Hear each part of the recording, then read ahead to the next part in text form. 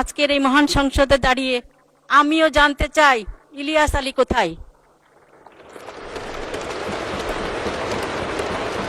এই পর্যায়ে আলোচনায় অংশগ্রহণ করবেন সিলেট ২ আসন থেকে নির্বাচিত মাননীয় সংসদ সদস্য তাহমিনা রুশদীর। ধন্যবাদ। বিসমিল্লাহির রহমানির রহিম। আপনার সময় ৬ মিনিট। মাননীয় স্পিকার, আপনাকে ধন্যবাদ। রাষ্ট্রপতির ভাষণ সম্পর্কে আনিত ধন্যবাদ প্রস্তাবে আলোচনার সুযোগ দেওয়ার জন্য আপনাকে ধন্যবাদ জানাচ্ছি। মাননীয় স্পিকার, আজকের এই জাতীয় সংসদে সদস্য মনোনীত হতে পেরে আমি মহান আল্লাহর কাছে শুকরিয়া জ্ঞাপন করছি। আমি ধন্যবাদ এবং কৃতজ্ঞতা জানাচ্ছি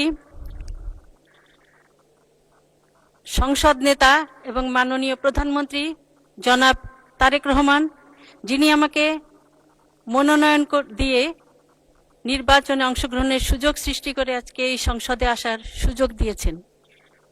আমি স্মরণ করতে চাই মহান স্বাধীনতার ঘোষক শহীদ প্রেসিডেন্ট জিয়াউর রহমানকে।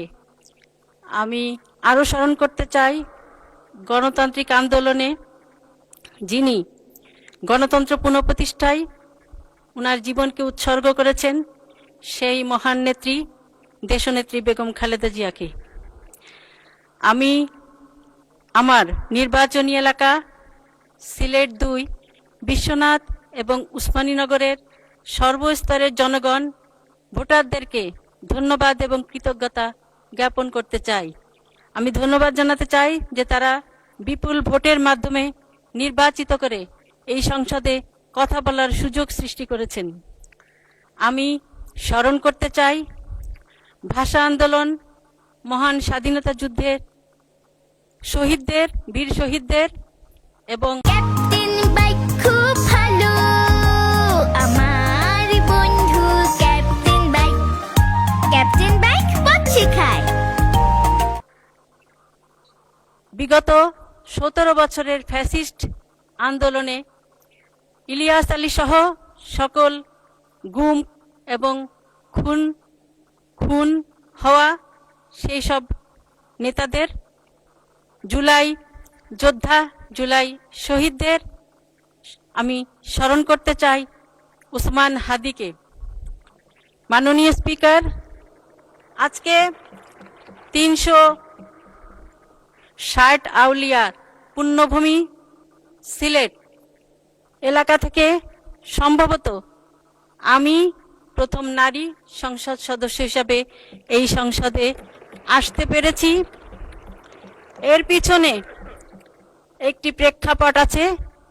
সেই প্রেক্ষাপট হলো আমার স্বামী এম ইলিয়াস আলী সিলেট ২ আসনের সংসদ সদস্য ছিলেন।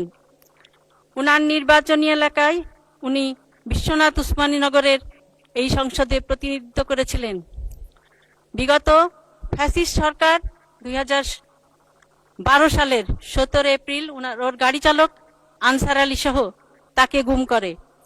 তার আধিপত্যবাদের বিরুদ্ধে তার ভূমিকা এবং গণতান্ত্রিক আন্দোলনে তার সাহসী ভূমিকার কারণে বিগত ফ্যাসিস্ট সরকার তাকে গুম করে এবং এই গুমের শিকার আরও অনেক পরিবার রয়েছে। মাননীয় স্পিকার, আমার নির্বাচনী এলাকার সকল জনগণ এবং বাংলাদেশের যখন যেখানে গিয়েছি সকলের একটি প্রশ্ন ছিল আমার কাছে, ইলিয়াস আলী কোথায়? ইলিয়াস আলী কি কোনো খবর জানেন কিনা? মাননীয় স্পিকার, আজকের এই মহান সংসদে দাঁড়িয়ে আমিও জানতে চাই ইলিয়াস আলী কোথায়।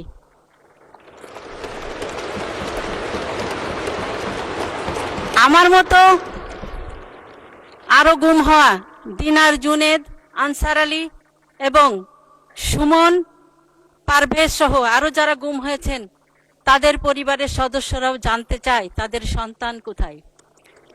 আমরা ফ্যাসিবাদ মুক্ত হয়েছি ১ বছরেরও বেশি সময়, প্রায় ১.৫ বছরের কাছাকাছি আমরা এখনো জানি না আমাদের স্বজন কোথায়। আমরা বিভিন্নভাবে বিভিন্ন জায়গায় তাদেরকে নিয়ে কথা বলেছি, কিন্তু আমরা এখনো জানি না যে তাদের অবস্থান কি, তাদের পরিণতি কি। আমি মাননীয় স্পিকার আপনার মাধ্যমে ইলিয়াস আলী সহ যারা গুম হয়েছেন তাদের অবস্থান, তাদের পরিণতি, তাদের গুমের সাথে যারা জড়িত তাদের বিচার, এবং যে গুম পরিবার রয়েছে সেই সকল পরিবারের সদস্যদের আর্থিক জটিলতা নিরসন এবং গুমের সাথে যারা জড়িত তাদের বিচার, এবং এই গুমের যারা পরিবার আছেন, গুম ব্যক্তির পরিবার, সেই পরিবারদের আর্থিক জটিলতা নিরসন করে তাদের পুনর্বাসনের জন্য জোর দাবি জানাচ্ছি। আমি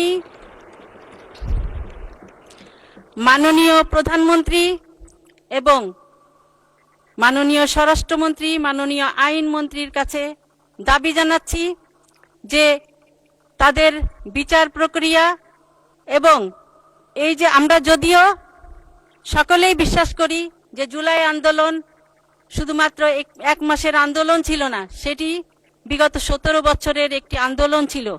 সেই 17 বছরের যারা গুম হয়েছে, খুন হয়েছে, তাদেরকেও জুলাই যোদ্ধা হিসেবে স্বীকৃতি দেওয়ার দাবি জানাচ্ছি মাননীয় স্পিকার।